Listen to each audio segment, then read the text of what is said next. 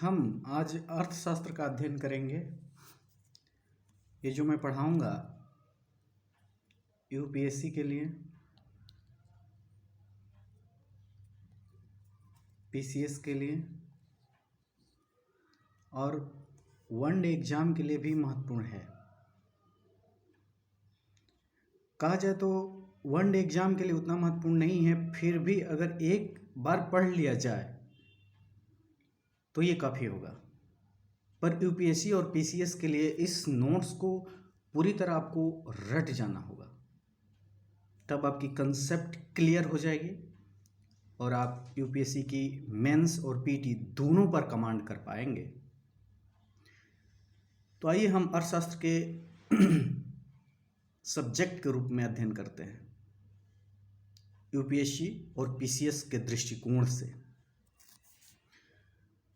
तो अर्थशास्त्र ओइकोनोमिया शब्द से मिलकर बना है। जो अर्थशास्त्र है ओइकोनोमिया से मिलकर बना है। ओइकोनोमिया एक ग्रीक शब्द है, जिसका दो भागों में अगर तोड़ा जाता है तो ओइकोस और नोमस शब्द मिलते हैं, और ये दोनों शब्द भी ग्रीक ही है। ओइकोस का मतलब है हाउस होल्ड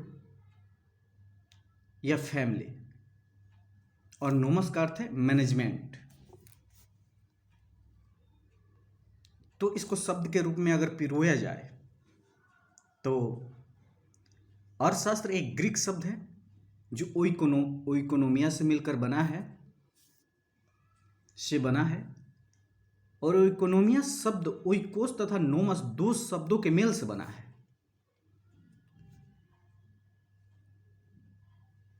ओइकोस का अर्थ है गृह अथवा परिवार, और नोमस का अर्थ है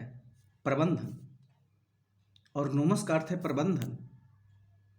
तो ओइकोस का अर्थ है गृह अथवा परिवार और नोमस का अर्थ है प्रबंधन।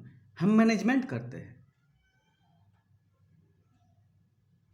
तो एक आम ये मतलब परिभाषा नजर आता है कि गृह प्रबंधन की प्रक्रिया को ही हम इकोनॉमिक्स कहते हैं। अतः इकोनॉमिया गृह प्रबंधन की प्रक्रिया का अध्ययन करता है। अरस्तु इस बारे में बोलते हैं। अरस्तु भी ये बात बोलते हैं कि अरस्तु कहते हैं कि अर्थशास्त्र एक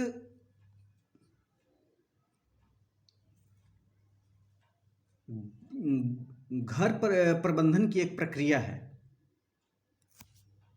अरस्तु कहते हैं इस बारे में कि अर्थशास्त्र घर प्रबंधन की एक प्रक्रिया है। तो यह इस बात का अध्ययन करता है अर्थशास्त्र के किस प्रकार एक परिवार अपने सीमित संसाधनों का प्रयोग कर अपने व्यय को पूरा करता है। परंतु यह अर्थशास्त्र की साधारण परिभाषा है। अन्य शब्दों में कहा जा सकता है कि अर्थशास्त्र एक विषय है। एक साधारण परिभाषा के रूप में कह सकते हैं कि अर्थशास्त्र एक परिवार प्रबंधन की एक प्रक्रिया है।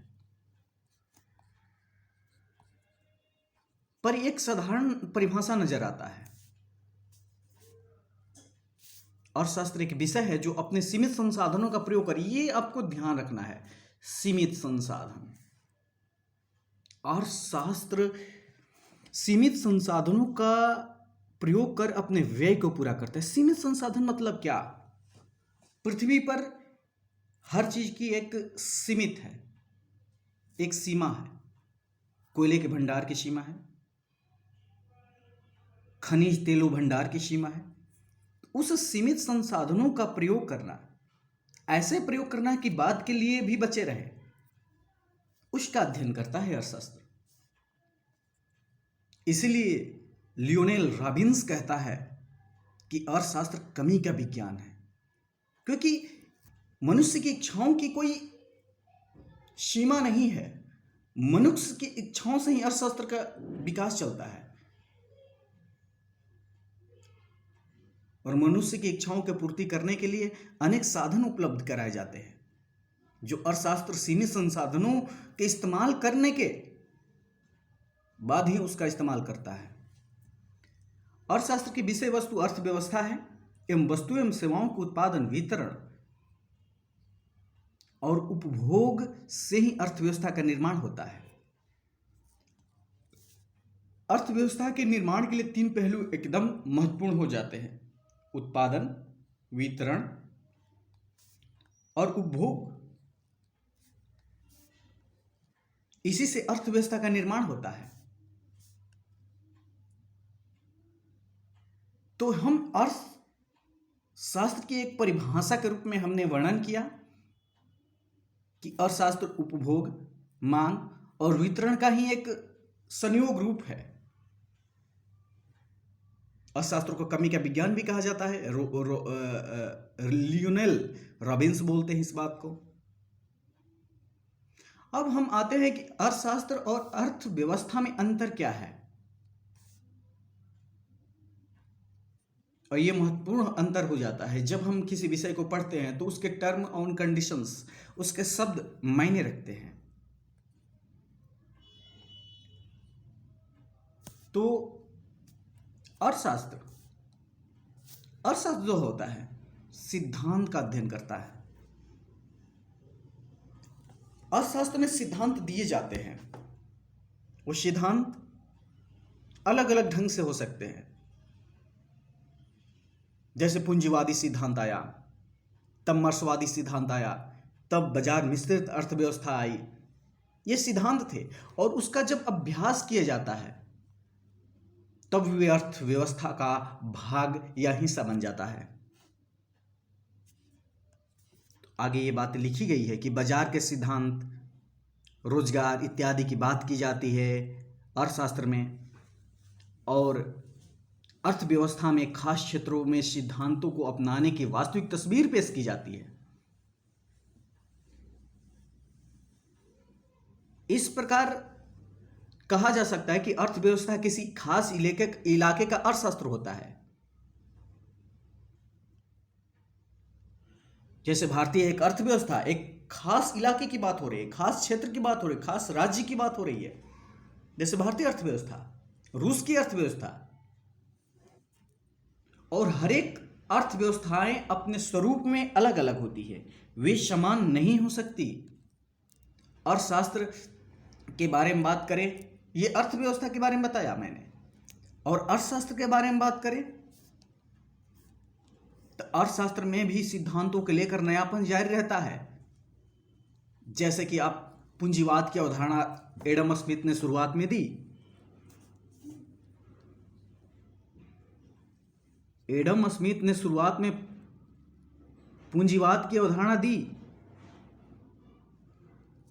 इसके बाद कार्ल मार्क्स आए, उन्होंने अपने विचार दिए। इसके बाद किन्स ने अपने प्रयोग जारी किए, और प्रयोग में उन्होंने बताया कि नहीं, ऐसे नहीं चलेगा। और इसका कारण ये नहीं था कि अनजाने में ही इस चीज का इस्तेमाल किया जाने लगा। जब 1929 का मंदी आई तो पूंजीवादी अर्थव्यवस्था पूरी तरह तहस नहस हो गई। तब साम्यवादी की बात की जाने लगी। जब उसमें भी कमियां नजर आने लगी तब ये बाजार मिश्रित अर्थव्यवस्था की बात की जाने लगी। तो ये सिद्धांतों का प्रयोग करता है, ये भी अर्थशास्त्र में भी प्रयोग होता है। और अर्थव्यवस्था उसका परिणति है, वो सामने नजर आता है। तो अगर कहा जाए कि अगर हम अर्थव्यवस्था और अर्थशास्त्र का डायग्राम बनाया जाए तो जैसे कि ये हम बनाते हैं, ये बीच वाला पार्ट कहा जाए तो अर्थव्यवस्था होगा इसको, और ये वाला पार्ट कहा जाए तो अर्थशास्त्र होगा। इसको लिखते अर्थव्यवस्था।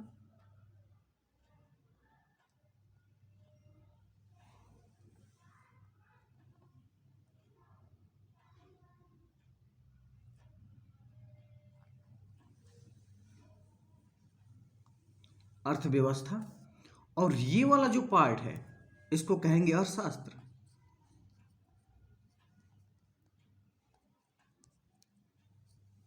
तो इस प्रकार का आप तालमेल देखेंगे। तो अर्थशास्त्र को एक विषय के रूप में 2 हिस्सों में वर्गीकृत किया जा सकता है। जब हम अर्थव्यवस्था और अर्थशास्त्र को समझ लेते हैं तब यह समझने की कोशिश करते हैं कि अर्थशास्त्र एक विषय के रूप में क्या है।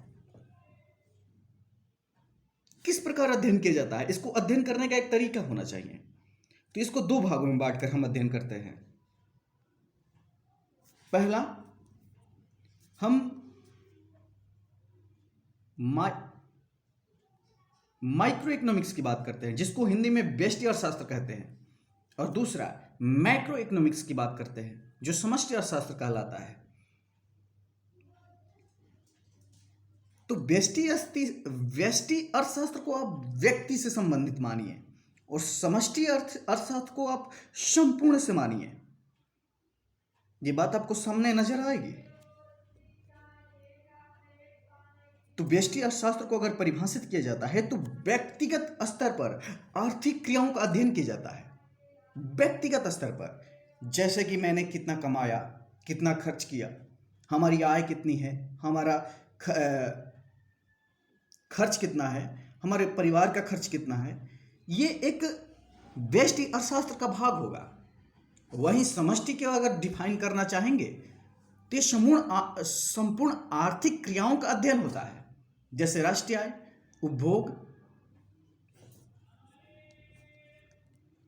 उपभोग, कीमत स्तर, सामान्य कीमत स्तर, ये सारी संपूर्ण अर्थव्यवस्था की बात करेगा।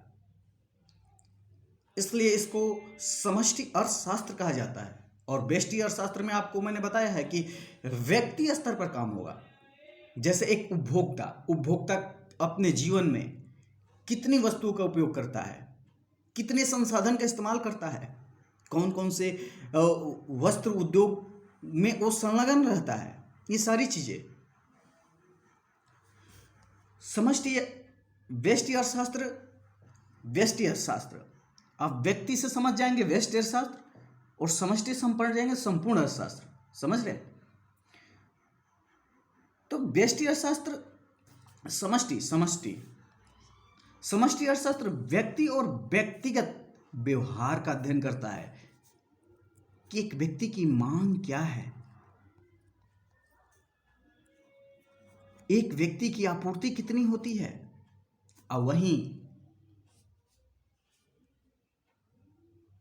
समष्टि अर्थशास्त्र समाज और समाज के व्यवहार का अध्ययन करता है,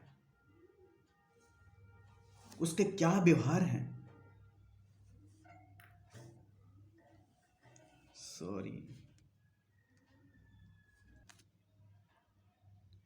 तो समाज और समाज के व्यवहार का अध्ययन करता है।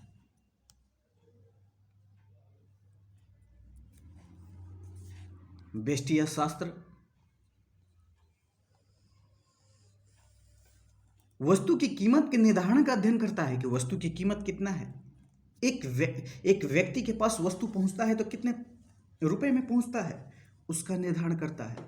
और समष्टि सामान्य कीमत स्तर का अध्ययन करता है कि सामान्य कीमत स्तर कितना है। जैसे पेट्रोल का दाम कितना है, तो एक एवरेज संपूर्ण भारत में मान लिया जाएगा कि इतना रुपए है, उस तरीके से। व्यष्टि आर्थिक समस्याओं के निदान में मांग और आपूर्ति की क्रिया निर्णायक होती है, क्योंकि ये छोटे लेवल का है।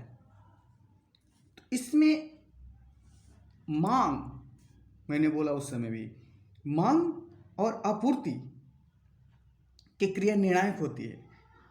ये निर्धारक होगी कि कितनी डिमांड है मार्केट में, एक व्यक्ति कितना इस्तेमाल करता है, कितना उपभोग करता है, उसके अनुसार से संपूर्ण अर्थव्यवस्था का पता चलेगा। और समष्टि आर्थिक समस्याओं जैसे रोजगार कितना मार्केट में है, नहीं है, देश में कितने रोजगार है, गरीबी क्या है, गरीबी कितनी है, गरीबी राष्ट्रीय स्तर पर कितनी है, इसके बारे में अध्ययन करता है। मुद्रास्फीति की रफ्तार क्या है। मुद्रास्फीति एक व्यक्ति की नहीं गणना की जा सकती है, पर एक राष्ट्र की मुद्रास्फीति की गणना की जाती है। आदि के समाधान में सरकारी भूमिका निर्णायक होती है, और इन सब के समाधान में सरकारी भूमिका अनिवार्य होती है। आगे बढ़ते हैं। अब कहता है ये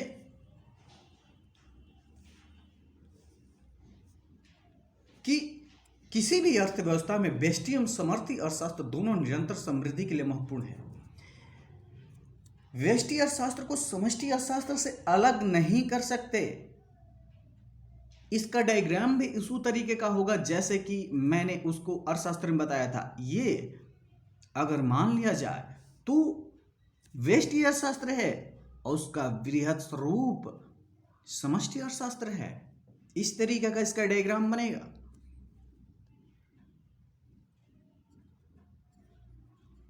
तो हम इसका व्याख्या करते हैं।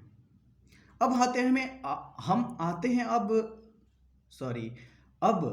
आते हैं आर्थिक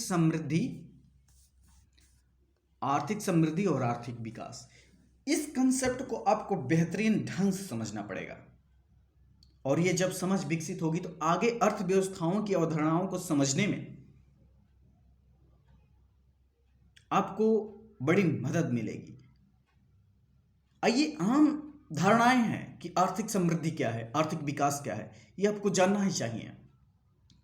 और परिभाषा बहुत आसान है जिसको आप एक शब्द में बोल सकते हैं कि आर्थिक समृद्धि एक मात्रात्मक अवधारणा है।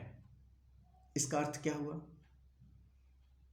इसका अर्थ यह हुआ कि किसी देश की अर्थव्यवस्था में जब वृद्धि होती है, जैसे कि जीडीपी बढ़ती है तो 2% की दर से, 4% की दर से, 6% की दर से, ये एक मात्रात्मक अवधारणा हो जाती है, मात्रा के रूप में बढ़ रही है। परंतु आर्थिक विकास एक गुणात्मक अवधारणा है। इसमें व्यक्ति के जीवन स्तर में बदलाव आता है, ये आपको दिखेगा। परिवर्तन होता दिखता नहीं है, मात्रा के रूप में नहीं दिखेगा, जीवन स्तर में बदलाव के रूप में नजर आता है आर्थिक विकास।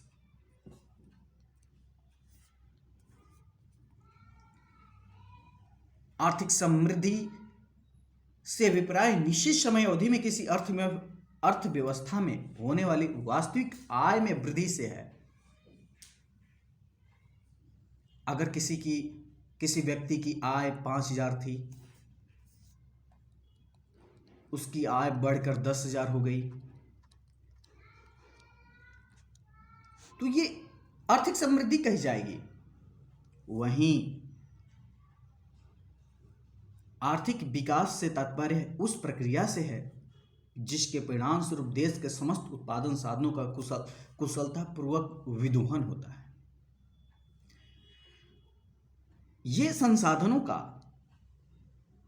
समान स्तर पर पहुंच की बात करता है आर्थिक विकास, कि उसका कुशलतापूर्वक इस्तेमाल हो रहा है। ऐसा नहीं है कि एक ही व्यक्ति सारे संसाधनों का दोहन करने लगा, ये आर्थिक विकास का पहलू नहीं है। उसी तरह यदि जीडीपी, जीएनपी तथा प्रति व्यक्ति आय में वृद्धि होती है तो हम कह सकते हैं कि आर्थिक समृद्धि हो रही है। मैंने बोला था, आगे इसका परिभाषा दे दिया था। यदि जीडीपी, जीएनपी तथा प्रति व्यक्ति आय में वृद्धि हो रही है तो हम कह सकते हैं आर्थिक समृद्धि हो रही है। उसी तरह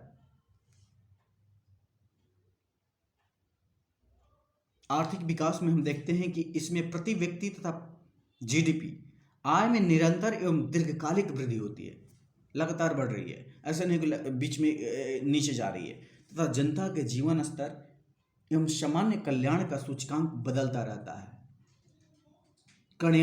कल्याण सूचकांक ऊपर जाता रहता है, लोगों के जीवन में सुधार हो रहा है, उनको शिक्षा, रोजगार, मूलभूत आवश्यकताओं की भरपाई हो रही है। ये उनके जीवन स्तर को बढ़ा रहा है, शिक्षा स्तर को बढ़ा रहा है।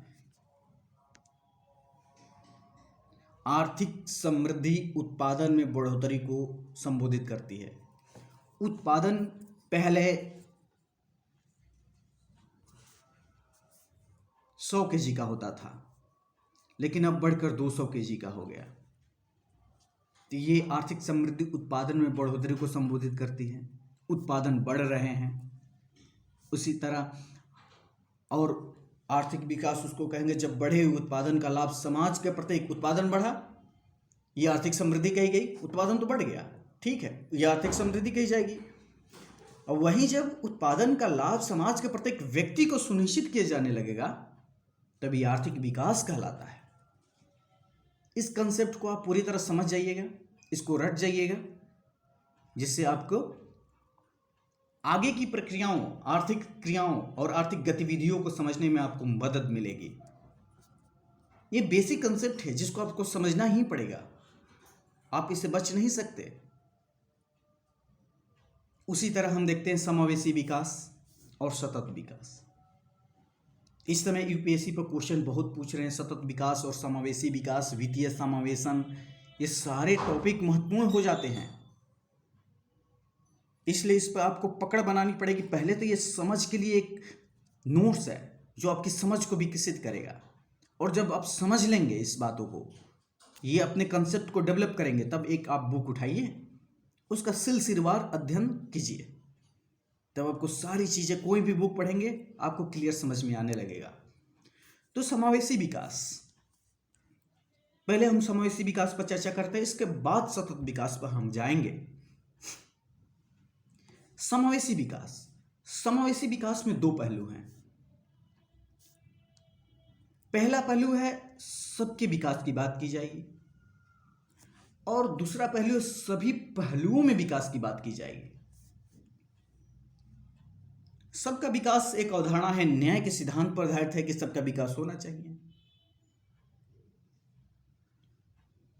ये न्याय की अवधारणा वहां से नजर आता है जब संविधान के मौलिक अधिकार जो है समानता के अधिकार, वहां से ये सिद्धांत नजर आता है कि न्याय के सिद्धांत पर आधारित है कि सबको समाज में न्याय मिलना चाहिए, सबको समान वेतन का अधिकार होना चाहिए। उस प्रकार की अवधारणाओं को यहां सामने लाता है। दूसरी बात है सभी पहलुओं का विकास, और ये सभी पहलुओं मतलब चौतरफा विकास की बात कर रहा है। चौतरफा मतलब राजनीतिक, सामाजिक, आर्थिक, सांस्कृतिक, सब तरह का विकास।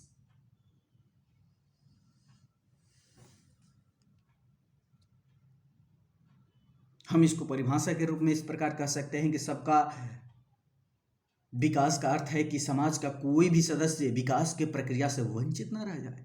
कोई भी सदस्य जो जिस देश में है, जिस समाज में है, जिस क्षेत्र में है, वो विकास की प्रक्रिया से वंचित न रह जाए। और वहीं चौतरफा विकास से तात्पर्य है कि आर्थिक विकास के साथ साथ सामाजिक एवं राजनीतिक विकास भी सुनिश्चित हो। इसमें किसकी बात कर रही है? इसमें सबको ले जाने की बात की जा रही है, लेकर चलने की बात की जा रही है कि कोई भी सदस्य विकास की प्रक्रिया से वंचित न रह जाए। इसमें ऑल पीपुल्स की बात की जा रही है, पर इसमें ऑल एस्पेक्ट्स की बात की जा रही है। कोई भी अवधारणाएं जो विकास में शामिल होती है उसका समाहीकृत करने की बात की जा रही है। ये कहा जा रहा है सामाजिक विकास भी हो, आर्थिक विकास के साथ साथ सामाजिक विकास हो, राजनीतिक विकास हो, राजनीतिक रूप से लोग जागरूक बने।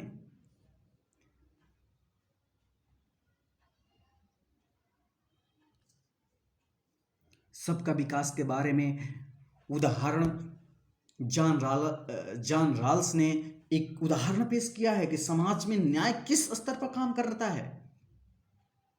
उदाहरण स्वरूप जॉन राल्स ने सामाजिक न्याय के सिद्धांत में यह प्रतिपादित किया था कि एक जंजीर उतनी ही सशक्त हो सकती है जितनी कि इसकी सबसे कमजोर कड़ी, अर्थात एक समाज उतना ही सशक्त होता है जितना इसका एक कमजोर सदस्य। ये सबको ले चलने की बात कर रहा है, सबको साथ ले चलने की बात।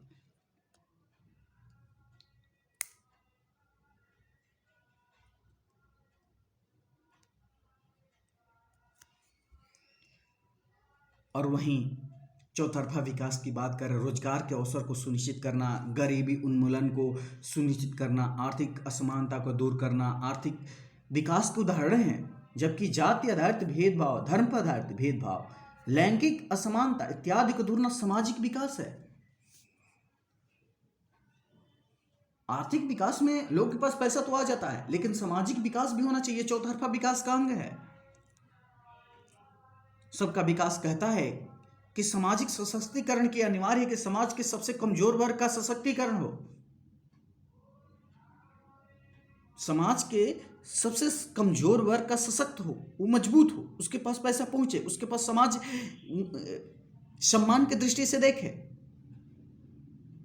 वो शिक्षित बने। इस सबका विकास की उदाहरण है। और दूसरी ओर समाज में राजनीतिक भागीदारी सुनिश्चित करना राजनीतिक विकास का उदाहरण है। चौतरफा विकास का मतलब यह है कि राजनीतिक, सामाजिक और आर्थिक जीवन में सब प्रगति हो, व्यक्ति का सर्वांगीण विकास की जो बात की जाती है वो नजर आए। सबका विकास, अंत्योदय की अवधारणा भी इसी से संबंधित है, जिसका समाज के अन्य सदस्यों का उत्थान, जो समाज में सबसे निम्न स्तर पर उनके होने की बात की जा रही है। अब सतत विकास की बात करते हैं। सतत विकास के बारे में तो आपने सुना होगा।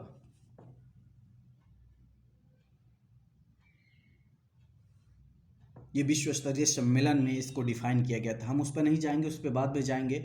हम एक छोटा सा कंसेप्ट बनाने की कोशिश कर रहे हैं। तो इसमें यह कहा गया है कि विकास की प्रक्रिया में संसाधनों का उपयोग होता है। ये सच है। अगर विकास होगा तो संसाधन का इस्तेमाल होना ही है, ये स्वाभाविक है। और साथ ही पर्यावरण पर भी इसका असर पड़ता है। और आप समझ सकते हैं कि पर्यावरण इस समय विश्व स्तरीय मुद्दा बनकर उभरा है। ग्रेटा थनबर्ग बोल रही है कि आपकी हिम्मत कैसे हुई पर्यावरण को बर्बाद करने का। डोनाल्ड ट्रंप पर उसने आलोचना की थी। संसाधनों के निरंतर दोहन के कारण यह संभव है कि अगली पीढ़ी के लिए वही संसाधन उपलब्ध न रह जाए। अतः सतत विकास की अवधारणा संसाधनों के उचित प्रयोग के माध्यम से उस विकास का लक्ष्य रखती है जिसके अंतर्गत पर्यावरण भी संरक्षित रहे एवं उपलब्ध संसाधन अगली पीढ़ी के लिए भी उपलब्ध रहे। ये अवधारणाएं सामने निकल कर आई, जिससे आगे की पीढ़ी के बारे में सोचने की एक वैश्विक स्तरीय मंच दिया। तो इसमें इतना ही। आगे हम कवर करेंगे मुद्रास्फीति से शुरुआत करेंगे। और ये मुद्रास्फीति इतनी महत्वपूर्ण टॉपिक है कि यूपीएससी, पीसीएस कहीं भी किसी स्तर पर इसकी डिमांड हाई लेवल पे है। क्वेश्चंस इससे आते ही आते हैं। मुद्रास्फीति मूल्य में बढ़ोतरी, सेवाओं और वस्तुओं के मूल्य में बढ़ोतरी की दशा को मुद्रास्फीति कहते हैं। इस प्रकार के डिफिनेशन वहाँ मिलेंगे। अभी आप इसको अच्छे से पढ़िए, अच्छे से देखिए, इस नोट्स को पूरी तरह याद कर लीजिए शब्दशः। फिर आगे मिलते हैं। Thank you.